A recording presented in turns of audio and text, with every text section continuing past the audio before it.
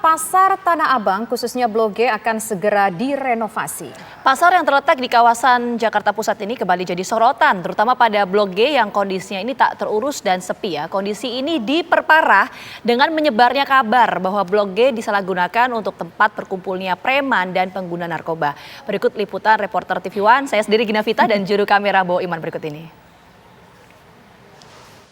Blok G Pasar Tanah Abang kembali menjadi sorotan pemirsa. Kenapa? Karena kondisinya sepi, tak terurus, bahkan ini diperparah dengan kabar yang beredar kalau Blok G ini disalahgunakan untuk tempat berkumpulnya pengguna narkoba dan juga preman.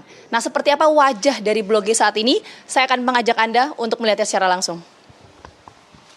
Sepi dan tak terurus, kurang lebih ini dua kata yang bisa menggambarkan situasi dan suasana di Blok G. Kenapa saya bisa katakan seperti itu, pemirsa? Anda bisa lihat, ini informasinya ada 2.000 kios di lokasi tempat saya mengabarkan saat ini, tapi sama sekali tidak ada pedagang di jalur ini. Sepi sekali, Anda bisa lihat, ya, tak terurus itu gambarannya adalah, mungkin kameramen saya, Bawa Iman akan menggambarkannya untuk Anda. Ini banyak sampah berserakan di sini. Terus kemudian berdebu, dan bahkan ketika saya pertama kali masuk ke sini, aroma sangat tidak sedap ini terasa sekali ya ketika saya hadir langsung di titik ini. Ini sudah cukup lama nampaknya. Kenapa saya bisa katakan seperti itu? Karena kalau kita lihat di sini, mungkin kamera bisa mendekat ya. Bagian kunci ini, gembok ini berkarat, bahkan di bagian sini juga terlihat sekali. Ini berkarat, Anda bisa lihat pemirsa, temboknya pun juga rusak. Memang kondisi seperti ini sudah terjadi sejak pada tahun 2019.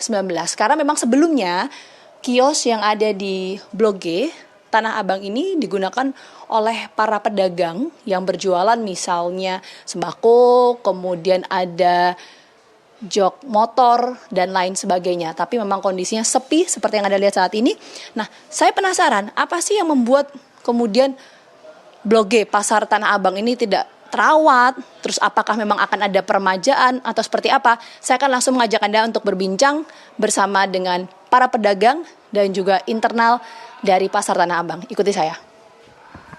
Ya, kalau kita bergeser ke titik yang lainnya di Blok G, ini memang masih ada sebagian pedagang yang berjualan di sini. Kita akan coba cari tahu ya alasan mereka masih bertahan di sini itu apa, dan tanggapan mereka soal adanya rencana untuk perbaikan dan lain sebagainya. Saya akan ajak Anda langsung berbincang dengan pedagang. Nah, sudah bersama saya. Assalamualaikum warahmatullahi wabarakatuh. Ibu, saya izin mau duduk boleh ya? Boleh, oke, dengan Ibu siapa nih, Bu? Saya Ibu Lin.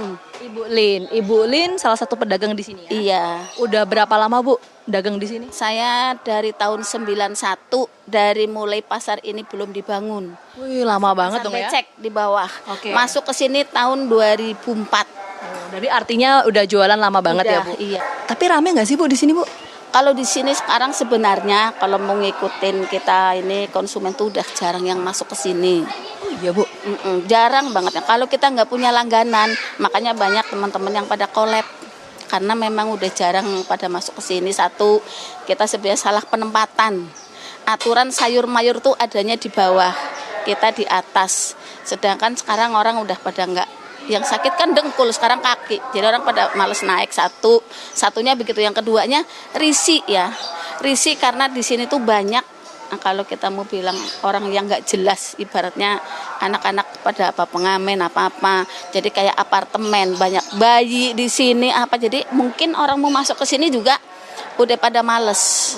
Bu, ini kan ada rencana untuk permajaan, ya kan? Pedagang-pedagang juga rencana mau dikembalikan ke sini atau pedagang lagi di sini. Ibu gimana tuh, Bu, nanggepinnya? Kalau saya sih ya berharapnya insya Allah ya mudah-mudahan terwujud. Cuman saya nggak terlalu mendebu-debu, maksudnya berharap harus sekarang. Ya itu kan ada yang maksudnya dari atasan wancananya dia seperti apa, kita tinggal ngikutin aja. Lancar-lancar terus, sehat-sehat terus. Terima kasih banyak ya, Bu ya, atas waktunya. Kita coba ngobrol lagi dengan beberapa pedagang. Oke, saya langsung ajak Anda berbincang lagi dengan salah seorang pedagang. Halo Ibu, dengan Bu siapa Bu? Bu Rianti, Bu Rianti. Bu Rianti ini udah dagang di sini berapa lama? sekitar 20 tahun. 20 tahun. Ini dagang apa Bu? Warteg. Warteg ya Bu ya. Gimana tuh Bu, 20 tahun dagang di sini? Rame nggak sih Bu di sini? Oh, kalau yang dulu-dulu ya lumayan rame. Kalau sekarang ya beginilah, orang jalan tangganya nggak ada. Mau masuk ke sini nggak ada orang. Ya orang pedagang-pedagang sini aja yang makan, nggak ada orang lewat. Jadi sepi ya Bu ya? Iya, orang-orang sini aja. Sepi itu udah dari kapan Bu? Habis itu corona itu loh. Sebelum corona pas 2018-19an ya? Iya. Kalau yang dulu-dulu mang ya lumayan. Itu. Terima kasih banyak Bu Rianti ya. Itu tadi suara atau harapan dari para pedagang yang masih berjualan di Blok G Pasar Tanah Abang. Nah, saya akan coba tanyakan bagaimana realisasi dari rencana permajaan di kawasan Blok G Pasar Tanah Abang. Saya akan mengajak Anda untuk berbincang langsung dengan pihak Pasar Tanah Abang berikut ini. Ikuti saya.